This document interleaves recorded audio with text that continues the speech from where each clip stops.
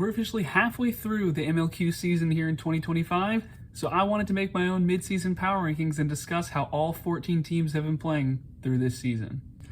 Hello and welcome into Snapshot Quadball, your place for all news, history, and just talking about the sport of quadball. My name is Jackson Vaughn, I am your host of Snapshot, and today I'm going to be giving you my mid-season power rankings. Feel free to create your own power rankings. My list isn't going to be the right list, it's just my personal opinion. But without further ado, let's jump right into my mid-season MLQ power rankings. Coming in at number 14, it's going to have to be the Austin Outlaws, and this is really through no fault of their own, as they haven't even played a game yet in 2025. Obviously, the big thing to note is that they do only have a 13-player franchise roster, and they've already had to start their season 0-3 after taking a forfeit to Kansas City. So they've only got 6 games left on their schedule to rack up wins. Now, they do have a lot of intriguing young players, as well as some nice veterans to build around. The big pickup for them has got to be Peter Lawrence. Coming over from the Boston Forge, he should be able to lead this team and just be that player that the other players on the field look to make plays for this team. He's also going to be able to help the young players develop into becoming a more cohesive unit in this new look Austin Outlaws. You've got other veterans as well, like Bradley Himes and Alex Vega, that should be able to step up into their new roles for this team, helping the other players grow into what they can really be. And you've got a lot of intriguing young college players that starts with their new head coach in Ella Jordan out of UT. You've got a lot of other players like Ian Crow from Texas State, Shawnee Vaughn from A&M, Cyrus Sellers from Baylor, Jaden ZT from UTSA, and Isaac Sultanfuss from UT. They're going to have plenty of opportunities to get minutes and develop as a team and just as players this season. Austin, their next game, they're going to be hosting Houston on July 26th. It's going to be really interesting to see if this team can come together in their first games in 2025. Next up at number 13, it's going to be the Ottawa Black Bears. Now, Ottawa's in a bit of a similar boat to Austin in that they've already had to forfeit a couple of games already. Due to travel concerns, they've already had to forfeit against Charlotte and New York. That would have been a Super Series this weekend, but they're unfortunately not going to be able to attend, meaning they've already started their season 0-6. But they've also already suffered a sweep at the hands of the Washington Admirals, meaning that they're already 0-9. And the closest of those games was a 230-95 blowout by Washington. However, it's not all doom and gloom for Ottawa. The Black Bears did make 2 flag catches in that series against Washington, both made by Ugo Nodike, including a spectacular grab in game number 3. Additionally, Ottawa seems to be pretty well-rounded with their scorers. Alex Naftel, Haley Yap, Naomi Hildebrand, and Gwen Naftel all have 3 goals each for this team.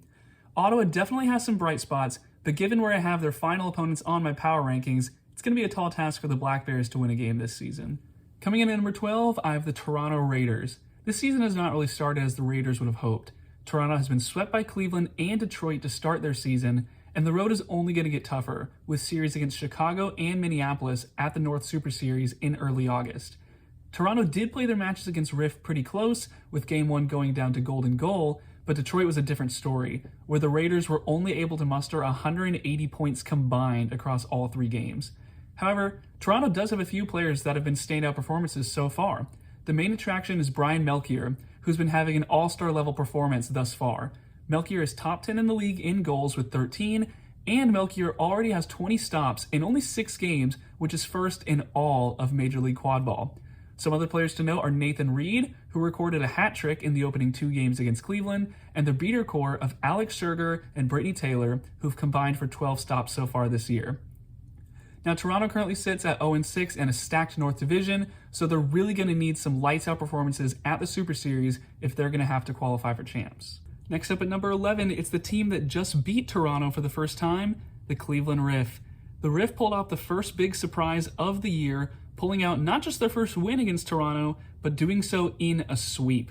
Starting the season 3-0 was a big morale boost for this squad, who is finally seeing their rebuild yield results. And although they did get swept by the Chicago Prowl, they were able to put up 80 points in game number 2, which shows the grittiness and the fight that this team has. And none of this growth would be possible without star performances that we're seeing from the Riff. Cleveland has a top 10 scoring duo with Peter Brechting on 12 goals and Joe Lombardi leading the league with 22. Jack Mosley also has a triple-double this year with 10 goals, 10 assists, and 11 stops.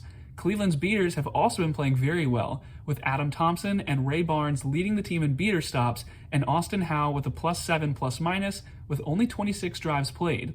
Cleveland's currently sitting at 3-6 because they did have to forfeit the series against the Monarchs, but the Riff have definitely been improving this year, and it's going to be exciting to see them face off against Detroit in the final week of the season. Entering the top 10, we've got the Houston Legends. Now, the Houston Legends are off to a bit of a rocky start in 2025 after getting swept by both the Kansas City Stampede and the San Antonio Soldados, but they've looked like a team that's growing in the wake of Hayden Boyes' departure. Boyes won the scoring title in 2024, and losing a player of his caliber obviously isn't ideal. However, Houston has shown that they have several big pieces that are capable of scoring in his absence. For starters, Andrew Acosta is Houston's leading scorer right now, with 10 goals and 8 stops thus far, and Sean Allen has stepped up in a big way for this team with 8 goals so far, taking a lot of minutes for this team. Mallory Hughes has also been playing very well for Houston, with incredible positioning and a very high IQ for the game, as well as being able to make big tackles when necessary. I had the privilege of commentating both of Houston's series, and in their first series against Kansas City, the player that stood out to me the most was David Wright. Now, Wright is a rookie beater from Sam Houston State, but in his first 3 games, he did not disappoint. 5 stops leads beaters on his team, and he did it in only 17 drives played. Wright is also a very smart player despite having only played for a year now, and he's definitely a player to watch going into the second half of the season for Houston. Now, the Legends currently sit at 0-6, but they will travel to Austin to play the Outlaws on July 26th in a series that will likely decide who gets the 3 seed and the 4 seed from the South for champs. Next up at number 9, I've got the Washington Admirals. Now, Washington currently sits at 4-5 on the year after being swept by New York, delivering their own sweep against Ottawa, and most recently, they suffered their first ever series loss to Charlotte. But despite some unfamiliar waters for the Admirals, there's still plenty of reasons to be excited about the rest of their season. We mentioned how Cleveland has a top 10 scoring duo this year. Well, Washington currently has a top 10 scoring trio this season. Mulcahy, McConaughey, and Stars have 19, 14, and 12 goals respectively, and McConaughey is the only one of the 3 to have played all 9 games, the others only playing 6. Those 3 plus Julie Neutzel are also all top 7 players in stops, each with at least 12, and the Admirals also possess the top 2 beaters in the league in terms of stops, with Colin Bourne and Adrian Koretsky. So with all these numbers, why aren't Washington dominating the league? Well, for me, one thing that stands out is the youth of this team. There's quite a few players from the University of Virginia that are on this team, and they may just need a little bit more time to develop at the MLQ level. One other thing to note is the turnovers for this team. Only 3 players on Washington right now have a positive assist-to-turnover ratio, being McConaughey, Stars, and John Gaffigan. But this team currently gives up too many turnovers compared to their goals and assists, and I just think that's hurting them a little bit right now. But that being said, I do believe that this team has a lot of potential and is only going to get better with time. And I personally wouldn't be surprised if they're in the quarterfinals of the main bracket when we get to August. Following the Admirals, I've got the team that just beat them. I've got Charlotte at 8. The Aviators have definitely surprised me so far this year. Charlotte currently sits at 5-4. They got swept by Boston, but they did put up 80 points in games 2 and 3 of that series, and Boston didn't even score for the first 5 minutes of game number 2. Additionally, the Aviators won the series against Washington for the first time in franchise history. Tony Bonadio definitely helped with 2 flag catches, and the team did enough to take down Washington in a tight 2-1 series. Zach Thompson and Caleb Brooks both have 11 goals for this team, and they're very well rounded with the likes of Melissa Ross, Nicholas Thompson, Ryan Davis, and Lee Hodge, all with at least 6 goals. Cody Lebov also has 12 beater stops so far this season, and all of these stats show what the eye test proves for Charlotte. They're a very gritty team, and they're very well rounded with a lot of depth, and they're going to fight hard through that depth. Charlotte is by no means an easy win for anyone at this point in the season. The Aviators will have their final regular season series against New York this weekend, and although they may be perceived as the underdogs in that matchup, watch for the Aviators to still put up a fight against the reigning champs. If you're enjoying these power rankings, then please subscribe to Snapshot. I've got a video coming up about the complete history of the Austin Outlaws, so subscribe to Snapshot for more Quad Bowl content like this. Kicking off the top half of my list, it's the Detroit Innovators. Detroit has had a solid start to their 2025 campaign, right now sitting at 3-3. They got swept by Minneapolis in their first series of the year, in which the offense really only got going in game number 2, where they scored 90. Detroit was never even able to hit triple digits in that series. However, they followed up the Monarchs series with their sweep against Toronto, in which the offense looked much improved. Granted, Toronto was perhaps a weaker opponent, but having the offense click could be a big morale boost for this team. Detroit's Chasers are still adjusting to North Division MVP Leo Freed leaving in the offseason, but Luke Markland and Ashton Glenn have started to step up in Freed's absence. Both have at least 10 goals, and with players like Quinn Pratt with 4 Chaser stops and Rob Butler with 8 assists, Detroit is navigating 2025 very well. However, the thing that's really making Detroit so good right now is their beater core. There's exactly 9 beaters in all of MLQ with an average dodgeball count of 1.8 or higher, and Detroit has 4 of them. For those that don't know, average dodgeballs is just the number of dodgeballs that your team possesses throughout the entire game on average. This means that Detroit is rarely losing control over the course of the game, but it's not like the beaters are just sitting there either, not throwing them. Ryan Shu has 8 stops and a plus-minus of 14, and Ray Brodeur isn't far behind with 5 stops and a plus-minus of 9. The beaters for Detroit are really going to be the main focal point for the rest of their season. If they can keep their current form, Detroit can definitely punch upwards at MLQ champs. Coming in at number 6, I've got the Minneapolis Monarchs. The Monarchs have only played 3 games so far in 2025, but they effectively sit at 6-0 due to the forfeit win against the Cleveland Riff. Minneapolis handled their first series so far, though, against the Innovators in pretty easy fashion, winning games 1 and 3 by at least 85 points in both games. The beater core of Ben Schluter, Nicole Nelson, Meredith McDowell, and Cody Narveson have all been playing very well for this squad, with Schluter and Nelson both sitting at a plus 15 plus-minus. Over in the Chaser game, Joe Goulet leads the team with 10 goals, and Max Meyer's speed and shooting prowess have also been great assets for this team. But the player who stands out the most to me is newcomer Ryan Mejio.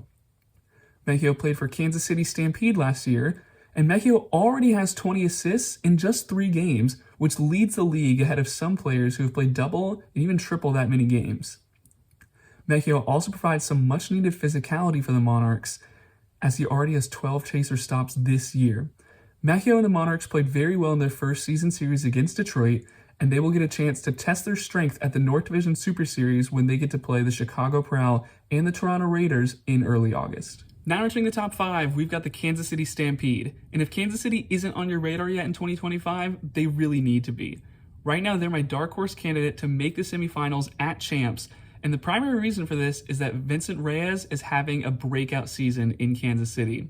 It's only been 3 games for the Stampede, but Reyes already has 17 goals on the year, which is 4th most in all of MLQ. And if he was able to play a full 12-game schedule, right now he'd be on pace to break the scoring record. That record was set in 2023 by Miguel Esparza with 60 goals, and Reyes right now is on pace for 68. Vincent Reyes also recorded 5 stops in the series against Houston, which shows his drive to make plays on both sides of the ball. Now, one series is a small sample size, but Reyes right now is playing at an all-star level. Of course, there's many other players on Kansas City that are responsible for their recent success.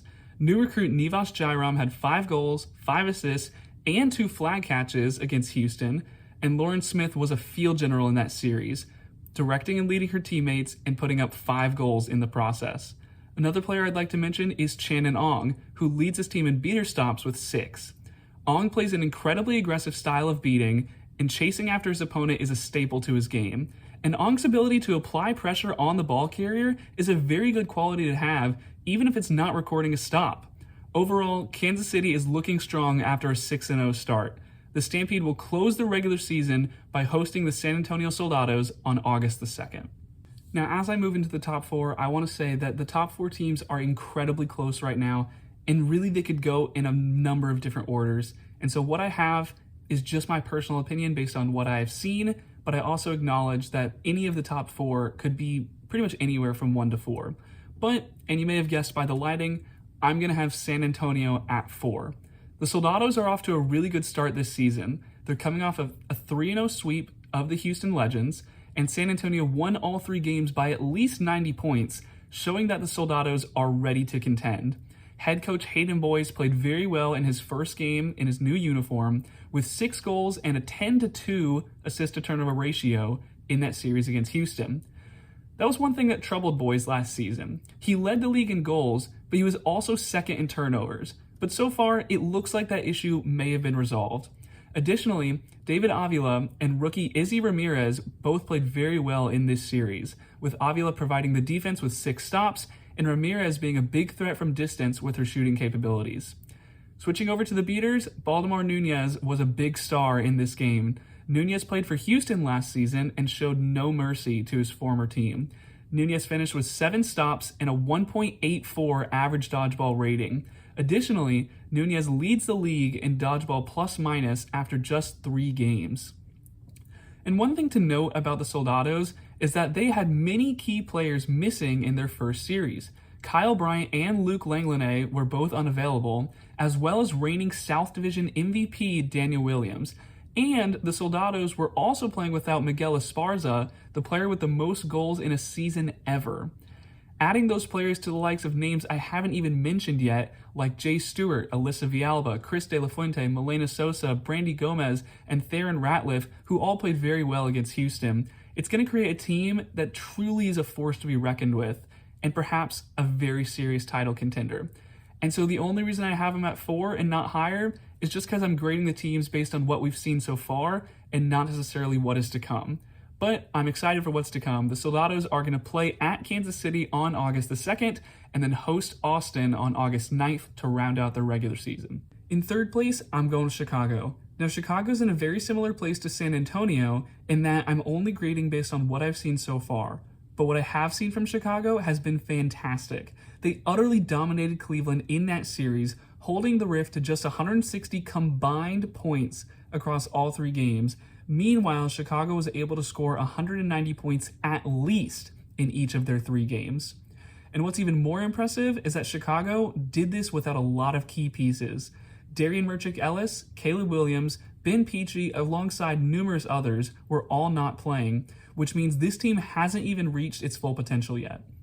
Riley Andrews scored 15 goals against the Riff, which is 6th in the league in just 3 games, and beater Matthew Brown made 9 stops in that series and is averaging the most stops per game in the league with 3. The only criticism of Chicago so far is that they haven't made a flag catch yet. However, I'm really not worried about them. Chicago played 18 games in 2024 and caught the flag in 11 of them, the majority of which came from Matt Melton, Liam Zock, and Noyes Ozra, none of which were playing against Cleveland. Chicago plays at Detroit this weekend and will host Toronto and Minneapolis in the North Super Series in early August. We will truly see what this team is made of in those games, but from what we know, Chicago is definitely a contender to get back to the finals this season. My runner-up is going to be the Boston Forge. Now, I'm willing to admit that there could be some recency bias, given that the Forge just stole a game off the defending champs. However, I think there's a lot of reasons to suggest that the Forge are contenders this year. Ethan Dillon is top 5 in scoring with 15 goals this season, and Athena Mayer and Carson Olazaba both have 12 assists so far. Olazaba also has 10 goals and 11 stops, making him one of 5 players with a triple-double so far. Now, a triple-double is when you have double digits in goals, assists, and stops, and it's a very exclusive club. Only 22 players across the entire 2024 season recorded a triple-double, so it's a really good club to be in, and it shows how well-rounded and just how good of a player you are, so Olazaba is in a very good company. The beaters have also been good so far, with Lulu Shu and Max Havlin being dominant on the pitch. They have 20 combined stops so far this year, and they both have a plus-minus of 11 or better, showing the Forge are a significantly better team when one of those players is on the field. However, that could also be a weakness for this squad.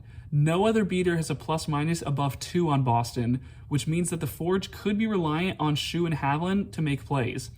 All that said, Boston pulled off a win over the defending champs, and I'm going to give them the recognition they deserve for it.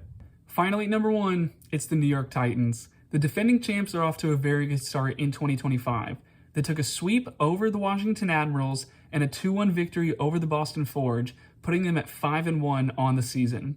And New York has elite players in all 3 positions. At Chaser, they have an MVP in Leo Fried, who has 19 goals, 10 assists, and 12 stops on the season. There are exactly 2 players in all of MLQ who are top 8 in all 3 of those categories.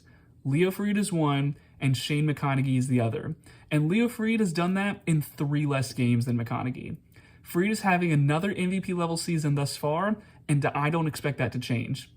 But New York has a lot of depth past Freed as well. Molly Potter has 10 goals and 9 stops, making her a threat at both ends of the field. Additionally, Lindsay Morella and Mike Lee both have at least 10 assists, showing the field vision and passing acuity that this team has. Over at Beater, Devin Lee and Tessa Chico both have 10 stops so far, but they both have an average dodgeball count of 1.33, which means they don't always have control of the dodgeballs, but when they do, they're insanely efficient at getting stops. And finally, Mohagog leads the league in flag catches with 5. 5 catches in just 6 games. For reference, no one else currently has more than 2. New York simply has elite talent at every position. It could be argued that the Titans have given up more points than you would expect against Washington, and they lost a game against Boston, but I'm going to give them the benefit of the doubt to the reigning champs. That said, I do think the gap between first and fourth, as said earlier, has gone down, but New York is still my number 1 team, and I wouldn't be surprised if they're the ones raising the trophy in August. And that'll do it. Those are my mid-season MLQ power rankings. Thank you so much for watching Snapshot, and if you like this content, please subscribe. I plan to start making a lot more quad ball content going forward, so if you liked this video, please subscribe to see more from me. Thank you so much for watching. That's all from me, Jackson Vaughn, signing off.